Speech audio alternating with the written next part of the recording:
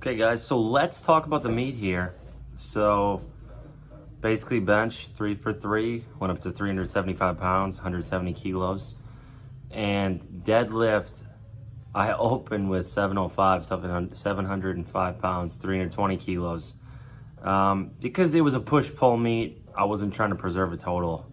And I just wanted to knock the 700-pound deadlift out. Which obviously I locked it out, but I hitched it. And it was a plain as day hitch, like there's no argument there, which is why I was shaking my head when I locked it out, because I knew I'd hitched it. But I wanted to knock it out just to say I did it. But comparing this to the meet before that, I did 634, I believe, 634 pounds, which is 87 kilos. 287, 288 kilos.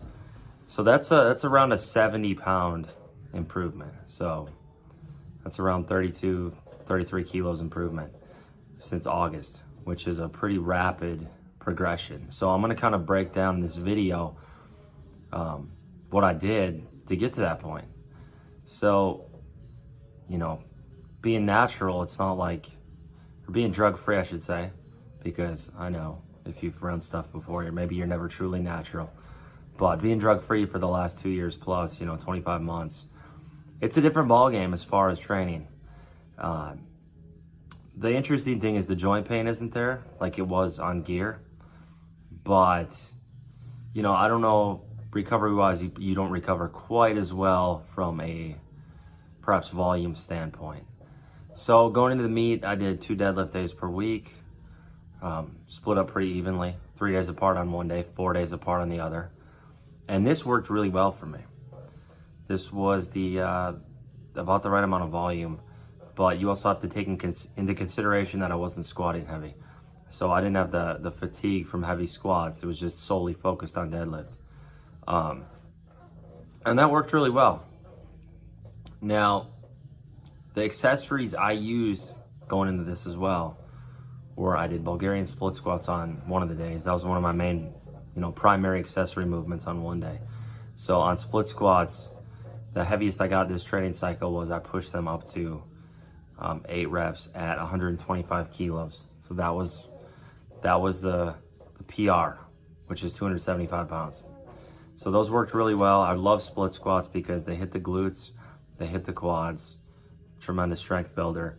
And that was a way for me to almost substitute those in for squats, because squats just don't really agree with my body, and a lot of people are, will find the same thing.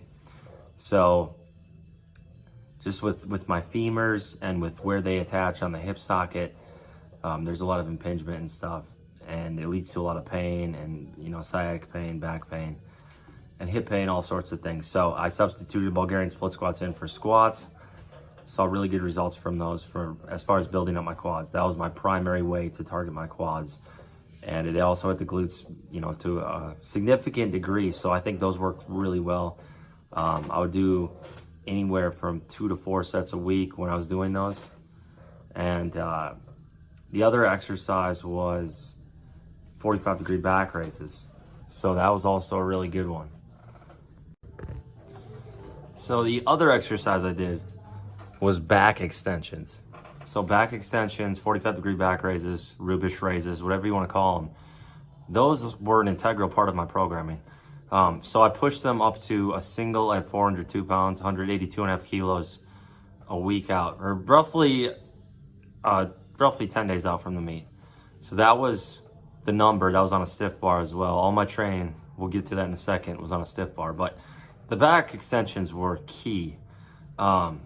I believe the highest rep PR I hit going into it was 5 reps at 364 pounds, which is 165 kilos.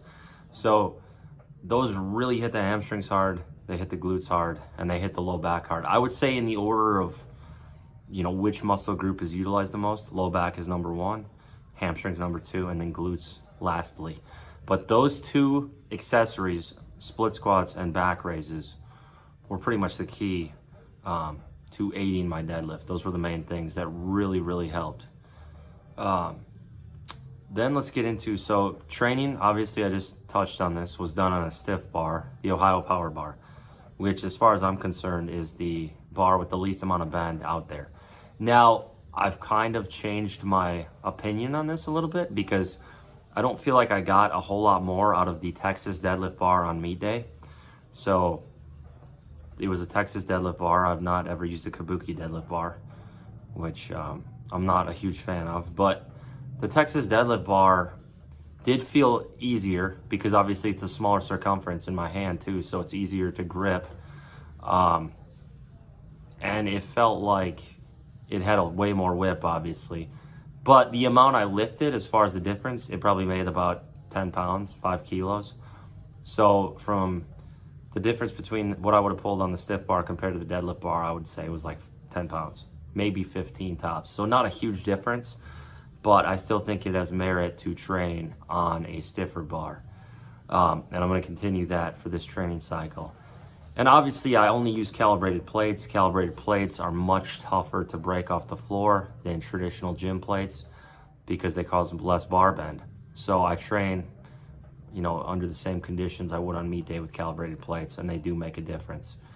Let's see what else we got here. So one of the other major points of emphasis was that I use straps for almost all of my volume, all of my lifts in training on deadlift. So by using straps, I don't have to worry about my hands getting ripped up, tearing calluses, or my grip hands being the limiting factor as far as how much volume I can get it in on deadlift. So if you have a good pair of straps like the Pioneer Fit heavy duty straps, you should have no problems. And I actually recommend training with straps, and then you can do grip work on the side. So I train with straps so that I can keep the focus of the deadlift on strengthening the muscle groups. And then I do grip work 2 or 3 days a week, consisting of the Captains of Crush grippers. I use the 2.5 and number 3 for this training cycle. I do a hold, one single hold, and I squeeze it as hard as I can for as long as I can. So that was how I train grippers, just with singles. And then I do static holds in the rack with the power bar. So I don't have to deadlift the weight up. I just kind of pull it up a couple inches on the deadlift, on the power bar, and do a timed hold as long as possible. And on that, I got up to, I believe, 185 kilos. And I did that for about 20 seconds. So that's 395 to 405-ish. That was my grip PR. So when I got to the meet, I had no grip issues whatsoever. It felt like I could have held the 705 for forever. Like, it didn't feel like I had any grip issues whatsoever, even though I trained all on straps. So if you're gonna use straps, I recommend it, but you have to do grip work as well if you're going into a meet. If you're not going into a meet, I wouldn't even bother. Another major point, so I would say this is the other major thing. I did the library deadlifts, as I phrased them, which is an idea I actually got from my wife. And at first I was very skeptical. I was like, I don't know about this with the not slow lowering. That's a major distinction I need to make. Library deadlift does not mean slow eccentrics. You're not going slow on the way down. You're just getting to the very bottom below the knees, and then you set the bar down as gently as possible to where it makes no noise. So I see a lot of people confuse this, and they try to go slow. And what happens is they go slow right off the bat, but by the time they get below their knees, they can't control it anymore, and they set it down loudly. That is not correct. The proper way is to lower it rather quickly, but once you get to the very bottom, you slow it way down, engage your lats, and try to gently set the bar down while continuing to hold the slack. And you let the slack go still at the bottom, but it's just a very controlled, quiet lift. And I did this for as long as I could in my training cycle, which I think I got up to 540 pounds, 245 kg before I couldn't really control them quietly anymore. But that really strengthened my low back. That's a huge thing that I'm going to continue moving forward. That's going to be one of the major keys. Now, another thing I did was I did beltless for as long as I could. So I got up to where I was doing 4 sets of 4 on the stiff bar with 606 pounds, 275 kg, beltless. That was as heavy as I pushed it, at which point I added the belt in. So this gives me indicators moving forward. If I beat all of these numbers, I will have a PR in me, obviously. So if I can do a back extension with say 430 pounds this next training cycle, if I can push my beltless work higher than 606, if I can push my rep PRs higher than 4 at 651, which 4 at 651 was my highest PR of the training cycle. I did 4 reps, 651, maybe had one more in me. And my highest volume PR was 4x4 at 650 or 628. So those were kind of my volume PRs going into it. So I know if I can beat these numbers and the 8 at 275 split squats, things like that, I should have a PR in me. Those are all the indicator lifts I will use to continue to progress. So my weak point is lockout, but that's because I trade a lot of speed off the floor for the lockout. I try to be as explosive as I can off the floor, which results in more upper back grounding, but it also makes for a shottier lockout. And that's okay because I'm just trying to, you know, I feel I have a better shot of hitting the rep if I'm very explosive off the ground. So that's my point of emphasis. So there's always a trade-off there. If you're more slow and methodical off the floor, you will basically be, you know, you're gonna be slower off the floor, but you're gonna have a better lockout. But if you're very explosive off the floor, you're gonna have more upper back grounding, have a harder time getting your hips through at the top. So that's another thing to keep in mind. The other things I did, obviously, going into the last couple of meets, I'd been running quite a bit. My body weight was down to 215 pounds, 97.5 kg. I did not do running at all going into this meet. I've set the cardio aside, and I gained 18 pounds. So that is about, what is that, 7.5 kilos I gained? So I gained 7.5 kilos, 18 pounds, went from 215 to 233, which really makes sense when you consider that I was running upwards of 2 hours a few times a week. So I was doing a lot of cardio. And I also ate more going into this meet. So I ate a pound of ground beef per day. And then beyond that, I would eat whatever. I would eat pie, pizza, French fries, anything. Like I would have my rice, I'd have my ground beef. I often had 4 or 5 whole eggs. And then after that, it was pretty much whatever to get the calories in. So that was kind of the diet that helped me bulk up to 233, which is what I weighed in at. And obviously that extra weight helped me get a lot stronger. The other variable here was creatine. I added in creatine monohydrate, 10 grams per day for about 8 to 10 weeks.